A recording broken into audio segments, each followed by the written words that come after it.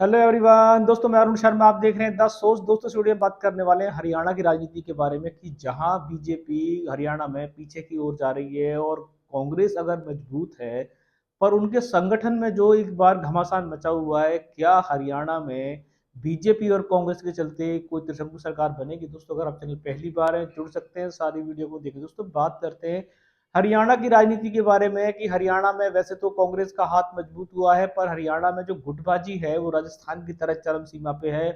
भले ही राहुल गांधी ने ढेरों फटकार लगाई हो, पर सैलजा गुट और भूपेंद्र हुड्डा गुट में अब तक शांति की कवायद नहीं है। दोनों एक दूसरे पे हमलेवर जारी करते रहते हैं और जिस तरीके से कांग्रेस का इस बार मैदान में आने का पूरा मोर्चा बन चुका है, पर संगठन जिस हिसाब से कांग्रेस का कमजोर हो रहा है, कहीं ऐसा ना हो कि आपस के विवाद के चलते फिर बीजेपी मोर्चा मार जाए। सारी कांग्रेस में अब एक ही नारा है कि सारी कांग्रेस हरियाणा की जितनी है, भूपेंद्र हुड्डा और बाप बेटे ने कांग्रेस पे कब्जा कर लिया है। अभी कितना सही है कितना गलत है, किरण चौधरी ने भी ढेरों सवाल छोड़ने से पहले भूपेंद्र हुड्डा सिंह पे दागे थे। कुमारी सैलजा ने भी बहुत सारे सवाल दाग रखे हैं और कांग्रेस की गुटबाजी चरम सीमा पे है कि हरियाणा में विधानसभा चुनाव सर के ऊपर आ चुका है, पर कांग्रेस में मतभेद बढ़ता जा रहा है।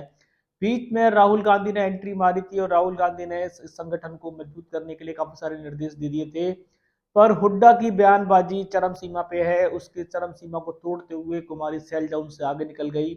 अगर यही गुटबाजी हरियाणा में जारी रही तो ये निश्चित है कि हरियाणा में ले दे के समर्थन की सरकार बनेगी, क्योंकि बीजेपी पहले से ही क्लीन स्वीप नहीं कर रही है हरियाणा में किसान आंदोलन के चलते, खट्टर के चलते, और अभी तक बीजेपी की कोई स्कीम हरियाणा में अच्छी तरीके से लागू नहीं हो पाई। अमित शाह ने भी ढेरों भंडार भरे थे, मोदी जी ने रैलियां की थी, पर विधानसभा चुनाव में अभी बीजेपी की कोई दूर दूर तक बढ़त नहीं नजर आ रही। लोकसभा चुनाव में तो बीजेपी औंधे मुंह गिर चुकी थी। कांग्रेस को इस बार लोगों ने जब वो दी, कांग्रेस इस बार मैदान में आई, लोकसभा चुनाव में 5 सीटें मार भी गई, पर अब देखा जाए तो संगठन में बहुत बड़ा उलटफेर है। हुड्डा ग्रुप अपने से जूनियर नेताओं को समझने को राजी नहीं है। सैलजा ग्रुप सैलजा को सीएम बनाने के अलावा दूसरे सपने नहीं देख रहा।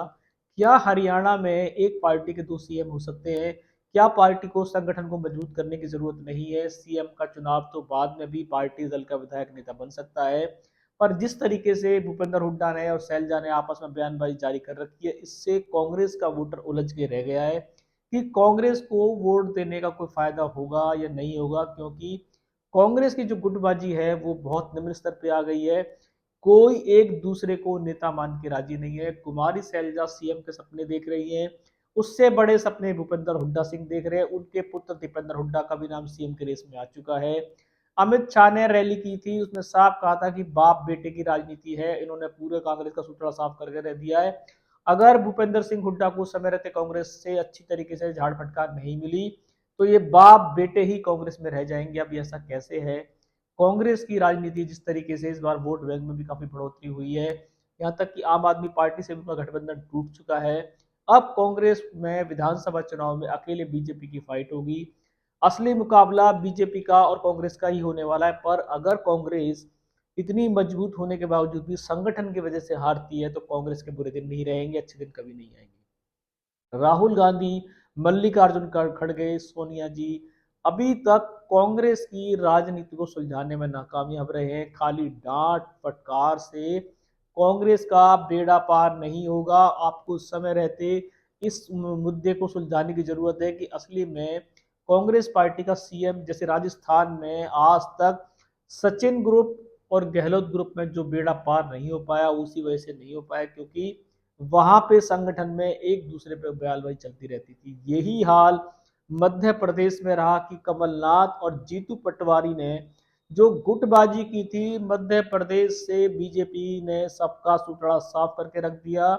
कांग्रेस के खाते नहीं खुले। कहीं ऐसा ना हो कि बढ़ती हुई कांग्रेस, वोट्स बेस बढ़ता हुआ कांग्रेस का, हाथ मजबूत कांग्रेस का, उसके बावजूद भी सिर्फ निम्न स्तर के बयानबाजी से, हुड्डा की बयानबाजी से, कुमारी सैलजा की बयानबाजी से कहीं कांग्रेस जीता जताया मैदान बीजेपी को ना सौंप दे और निर्दलीय मोर्चा मार जाए।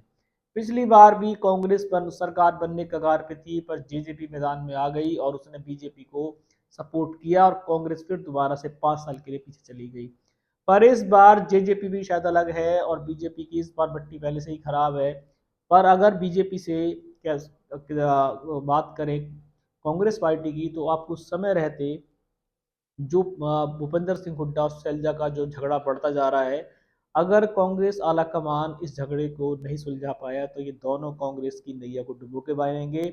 हुड्डा का और शैलजा का कुछ नहीं जाएगा, पर कांग्रेस 5 साल के लिए फिर पीछे चली जाएगी और बीजेपी फिर जेजेपी जैसी पार्टियों से, अन्य पार्टियों से जोड़ तोड़ के अपना सीएम बना ले। दोस्तों फिलहाल हरियाणा में जहां बीजेपी खिसक रही है और कांग्रेस मजबूती के साथ भी गुटबाजी का शिकार है, हरियाणा के भाग में कौन सा सीएम लिखा है, क्या इस दोनों पार्टियों को चलते तीसरी पार्टी कोई सीएम बनाएगी? हरियाणा में बड़ा फेरबदल हो सकता है क्योंकि दोनों पार्टियां इस बार क्लीन स्वीप से दूर है।